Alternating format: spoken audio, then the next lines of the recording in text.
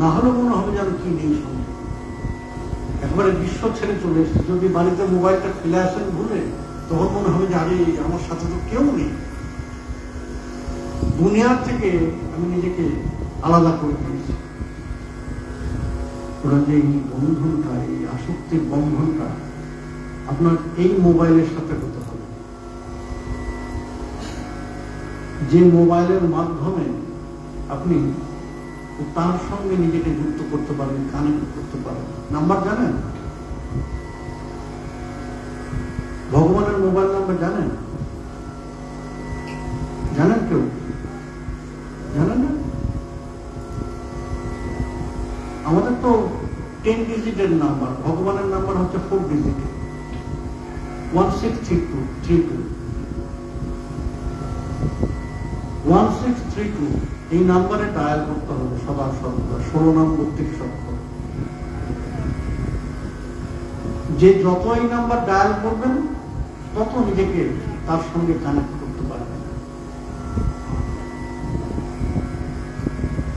সুতরাং এই মোবাইলটার সঙ্গে সেই আসক্তির বন্ধনটার সৃষ্টি হতে হবে। বলুন যে যেদিন এমন আসক্তির বন্ধন সৃষ্টি হবে, বুঝতে হবে যে সেদিন থেকে আমার ভজন আরম্ভ হল। তার পূর্ব পর্যন্ত অনুশীলন,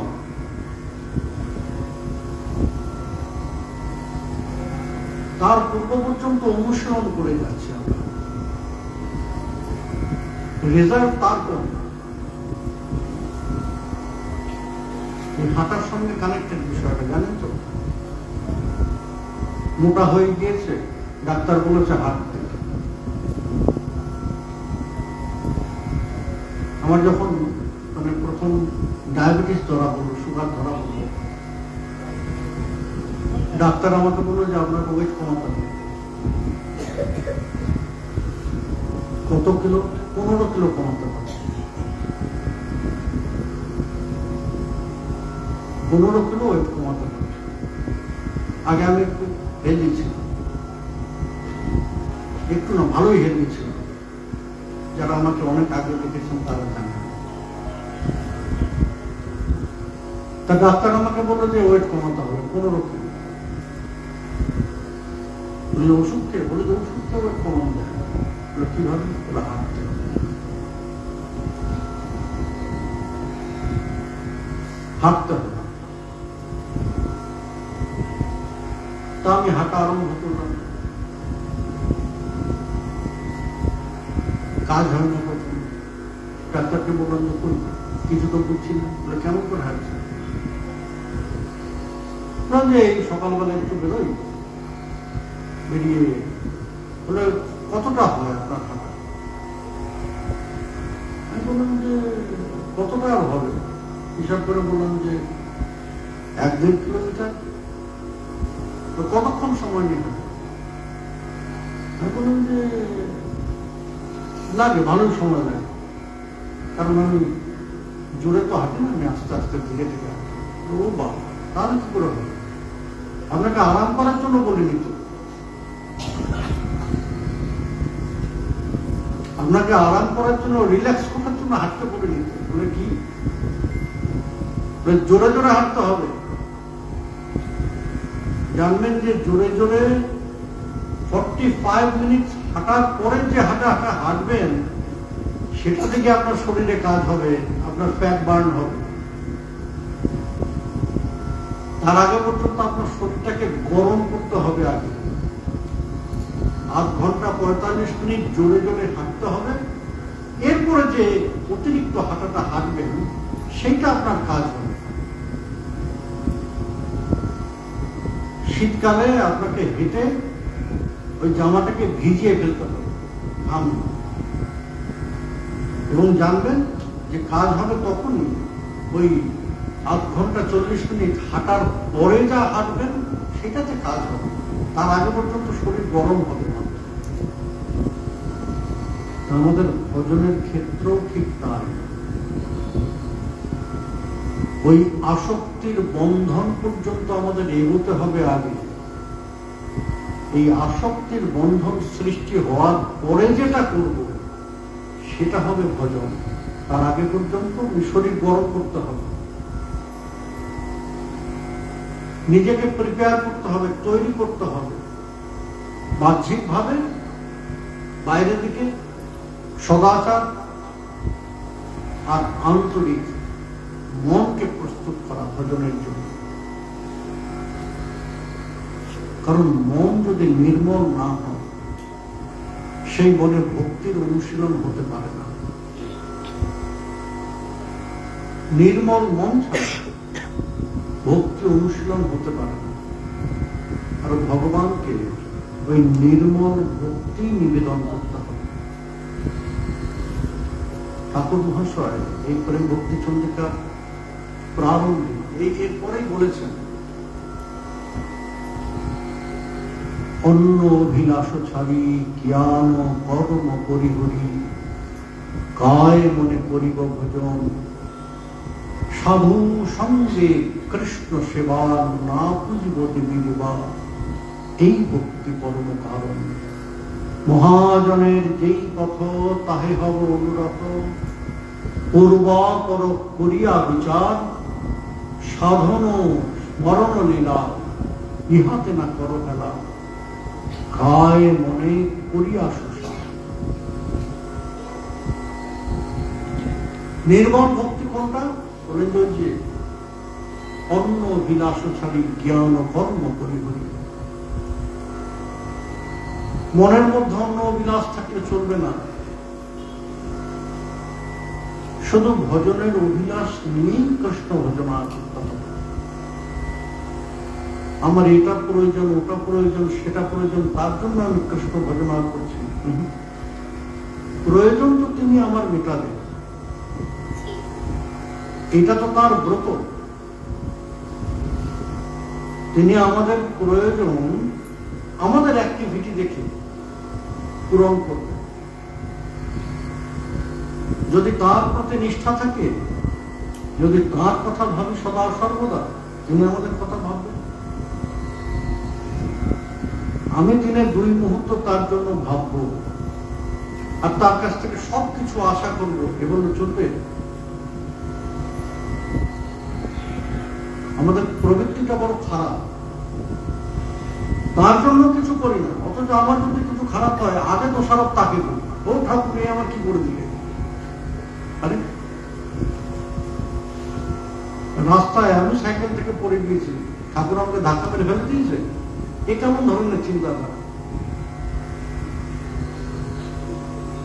আমার বিজনেসে লস হয়েছে, এ ঠাকুর আমার কি করবে? আরে আমার টাকা ঠাকুর চুরি করেছে। খুব বাজে প্রবৃত্তি আমাদের এগুলো। কাকে দোষারোপ করা? তিনি যদি আমাদের সামনে এসে বলেন যে তুই যে এত দোষারোপ করছিস আমাকে, এ কি করলি, তুই আমার জন্য কি করেছিস, তুই সারাদিনে আমার জন্য কতটা সময় দিস, কি করিস? এখন আমরা উত্তর দিতে পারবো? উত্তর দেওয়ার কিছু আছে? আমাদের কাজকর্ম শুরু হয় গুরু বয়সে গিয়ে, ভগবত কাজকর্ম। রিটায়ার করার পরে আর কোনো কাজ নেই, তাই ঠাকুর ভজনা করে।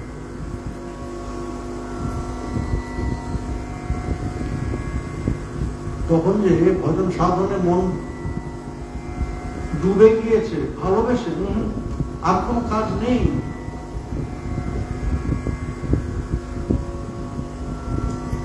আর অভ্যস্ত কাজ করা, অফিসে গিয়ে কাজ করেছে, ব্যবসায় এখন ছেলে বসছে, ব্যবসার সেই ব্যস্ততাও নেই, এখন সারাদিন সে ফ্রি, কি করবে? মালাটাই করিয়ে দেবে। অর্থাৎ ফ্রি টাইম আছে, তাই সে করছে। যদি ভালোবাসা থেকে করতে তাহলে অনেক আগে শুরু করবে। আমরা বুড়ো বয়সে এসবগুলো আরম্ভ করি, তার কারণ হচ্ছে ওই বুড়ো বয়সে কি আমাদের ফ্রি টাইম, অন্য কিছু করার নেই। বলেন যে না, তার সঙ্গে নিজেকে সংযুক্ত করতে হবে জীবনের প্রথমেই। যখন থেকে আমাদের মানব জীবন আরম্ভ হচ্ছে, জীবনের প্রত্যুষেই আমাদের পরমায়ুটা বড় বিচিত্র, জানেন? এক পরমায়ু নিয়ে আমরা আমাদের জীবন কাটাই না। উপনিষদের শ্রুতির এক উপাখ্যানের কথা বলি, আমাদের মানব পরমায়ু। ভগবান সৃষ্টি করার পরে সকলকে পরমায়ু দান করবেন, আর ভগবানের সম্মুখে তো সকলেই সমান। সমহং সর্বভূতেষু নমে বিশ্বস্তি ন প্রিয়। সকলেই সমান, সকলকে সমান পরমায়ু দিয়েছে।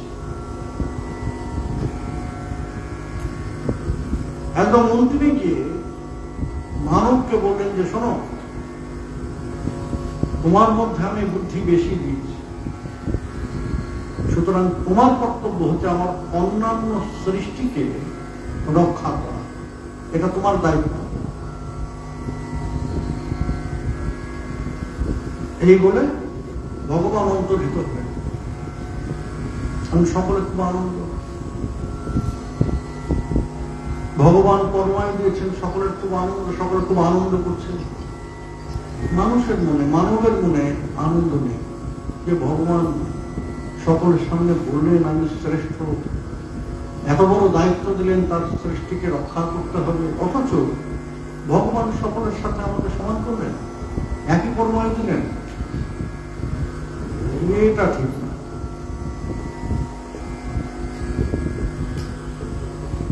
মানবের মনে আনন্দ, একটা গাছতলায় বসে আছে চুপচাপ, মুখ গোমরা করে বসে আছে। এক শুকর তাকে দেখেছে, এগিয়ে এসছে, কি ব্যাপার ভাই, তুমি আমার মুখ গোমরা করে বসে আছে কেন? সকলে কত আনন্দ করছে। মানব বললেন যে আনন্দ করার মতো আমার কিছু নেই। বলো কি, ভগবান তোমাকে এত বড় দায়িত্ব দিলেন, ভগবান নিজে বললেন তুমি তার শ্রেষ্ঠ সৃষ্টি, আনন্দ করার কথা বলেন না। ভগবান এত বড় দায়িত্ব দিলেন, কিন্তু পরমাণু তো সকলের মতো অল্প একটুখানি সমান দিলেন। আমি শ্রেষ্ঠ, আমাকে একটু বেশি পরমাণু দিলেন।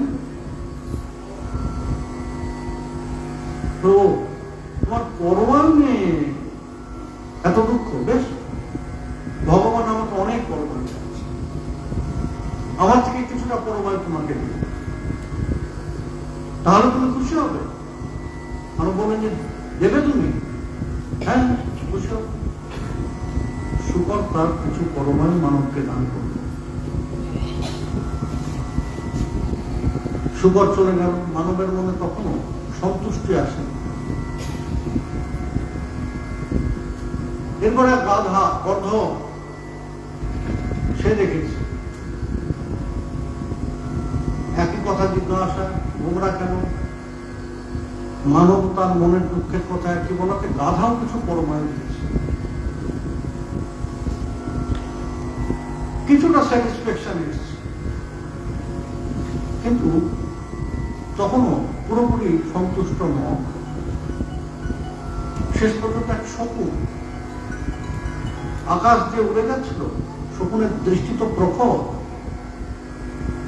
সে দেখেছে মানুষ, সে এসছে, ভাই কি ব্যাপার, তুমি আমার একা একা বসে আছো কেন? বলে ভাই আমার মনে বড় দুঃখ। বলে কেন? আমার পরমায়ু নিয়ে আমি সন্তুষ্ট নই। সব কথা শকুনকে খুলে বললো, শকুন বললো যে বেশ, তাহলে আমার থেকে কিছু পরমায়ু নাও। শকুন তার কিছু পরমায়ু মানবকে প্রদান করবে। প্রদান করার পরে মানব একটু সন্তুষ্ট বলে যে এবার ঠিক আছে, এখন অনেকটা পরমায়ু। এই হচ্ছে সম্পূর্ণ মানব পরমায়ু। প্রথমে মানব পরমায়ু, তারপরে হচ্ছে শুকরের পরমায়ু। দেখবেন এই কিশোর বয়স থেকে যুবক বয়স, এই সময়টা, এই বয়সটা, এই কবির ভাষা বলে উদ্ধত 18 বছর বয়স। এই বয়সে এসে তারা যা মনে করে সেটাই সঠিক মনে করে, যে এটা ভুল তারা মনে করলো সঠিক, সেইটাই করবে। শুকর যেমন জেদি হয়, প্রচন্ড জেদি। শুকর যদি মনে করে এদিকে যাবে, আপনি ঠেলে ওকে মুখ ঘোরাতে পারবেন না, ওইদিকেই যাবে। সেই বয়সে এসে ছেলেমেয়েরা কিন্তু তেমনই হয়, ভালো হোক খারাপ হোক, তারা যেটা মনে করবে সেটাই করবে। বুঝতে যে হ্যাঁ হ্যাঁ এটা করবো সেটা করবো, কিন্তু তারা যেটা মনে করবে সেটাই করবে। উদ্ধত 18 বছর বয়স, এটা হচ্ছে শুকরের পরমা। তারপর আসছে গর্ধবের পরমা, তারপরে গর্ধবের পরমা। ওই সংসারের বোঝা কাঁধে, না ঘরের না ঘাটে। ধোপার গাধাকে দেখেছেন? ধৌবিকা গাধা, না ঘাটটা না ঘাটটা।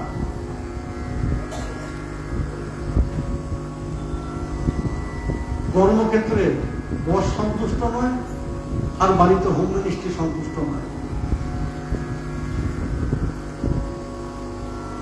এই হচ্ছে দশা।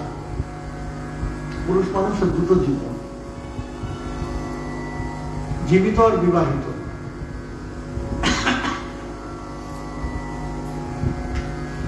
তো বিবাহ করার পরে তারা বুঝেন জীবনের মর্মটা, না ঘরের না ঘাটে। কর্মক্ষেত্রে গিয়ে কর্মে যারা আছে তাদের সন্তুষ্ট করতে পারছেন না, আর বাড়িতে এলে সবসময় হোম মিনিস্টার চাপ। এইখানে কি সকলেই ফিউজ হয়ে যান, জানেন তো? এটা সে দেশের প্রধানমন্ত্রী বলুন, রাষ্ট্রপতি বলুন, সিংহ বলুন, যাই বলুন। একটা মজার গল্প শুনব। সিংহের বিবাহ হচ্ছে, সিংহের বিয়ে হচ্ছে, সমস্ত পশুরা এসছে। তার শোভাযাত্রায় সবার আগে একটা কুকুর খুব নাচছে।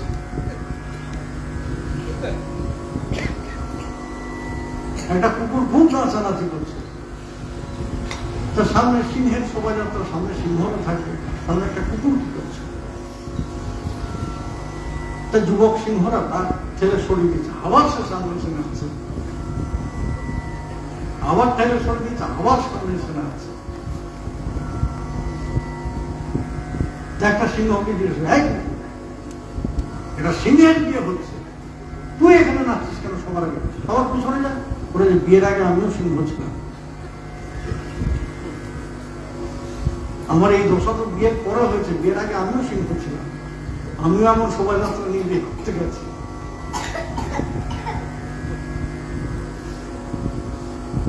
অর্থাৎ ওই সংসারের বোঝাটা যখন কাঁধে পড়ে তখন এই দশাটা হয়, না ঘরের না ঘাটে, না ঘরের না ঘাটে। বলে যে এইভাবে কোন মতো অতিবাহিত হয়ে যায় জীবনটা। রাধার কর্মা। এরপরে আসে শকুন, এরপরে আসে শকুন, সেটা একদম অন্তিম বার্ধক্য দশা। তখন কোন শরীরের শক্তি থাকে না কিছু করার, কিন্তু দৃষ্টিটা শকুনের মতো থাকে। এটা করিস না, বউ তুই কোন দিকে গেলি?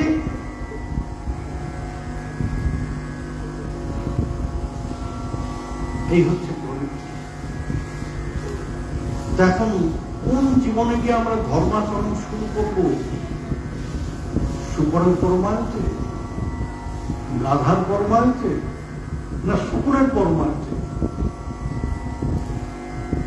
বলেন যে এসব জীবনে ধর্মাচরণ শুরু করে নিজেকে প্রস্তুত করা যায় না, কিছু পাওয়া যায় না।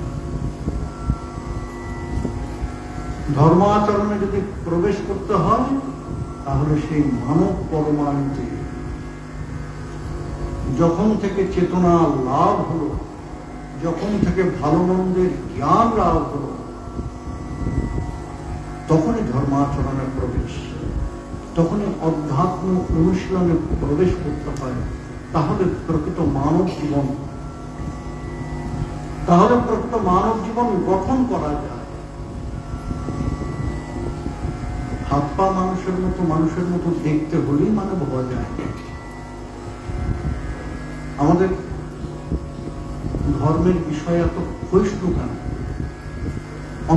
অন্যান্য ধর্মাবলম্বীদের মধ্যে তাদের ধর্মের প্রতি নিষ্ঠা দেখে, তাদের ধর্মের প্রতি নিষ্ঠাটা বড় স্ট্রং, খুব শক্ত। কি করে হয়? বলেন যে বাধ্যতামূলক, একদম শিশুকাল থেকে তাদের ধর্মাচরণ করতেই হবে।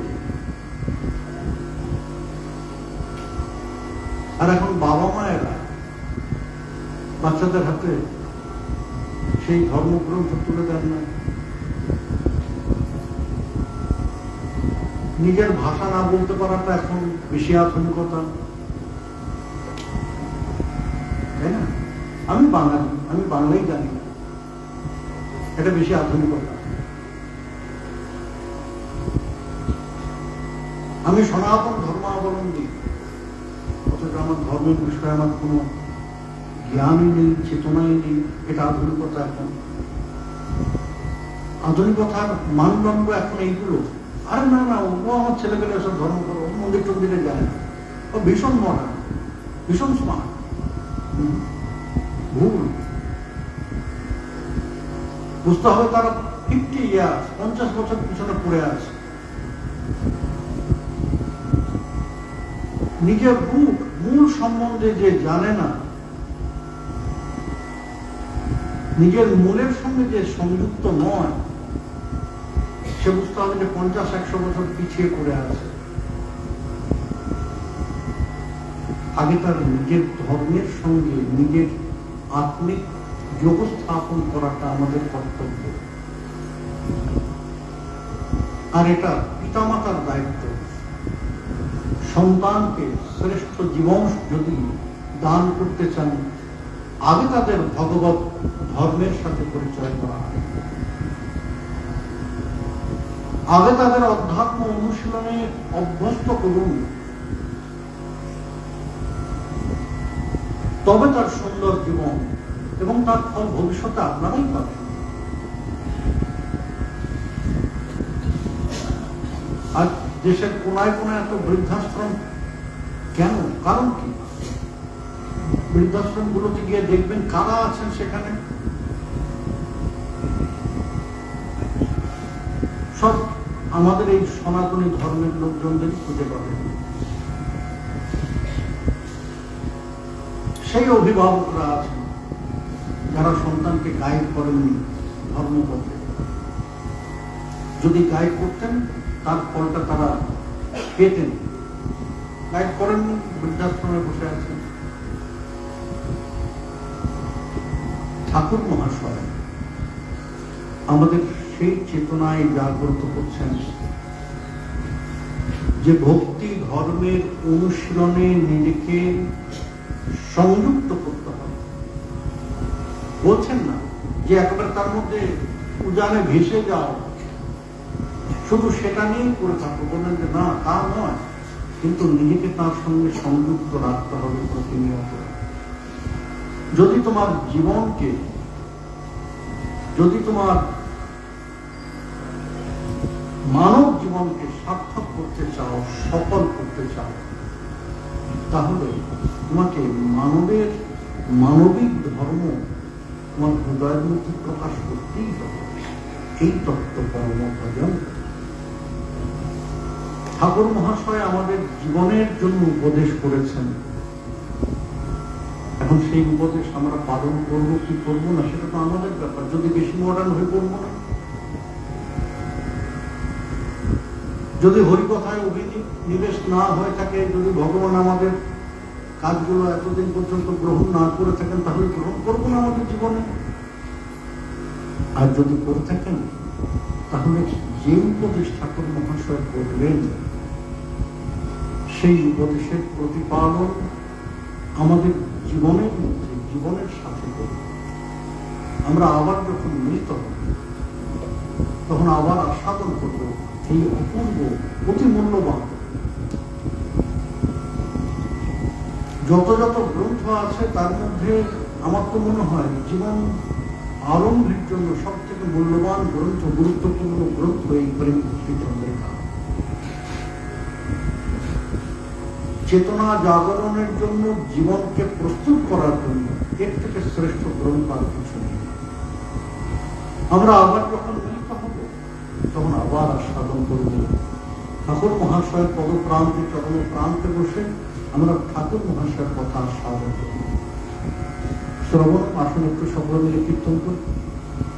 কারণ নববিধা ভক্তির কথা বলেছেন না, নববিধা ভক্তির দ্বিতীয় পর্যায় হচ্ছে শ্রবণ, তারপরে কীর্তন। এই যে এতক্ষণ আমরা তার কথা শ্রবণ করলাম, আসুন একটু কীর্তন করব।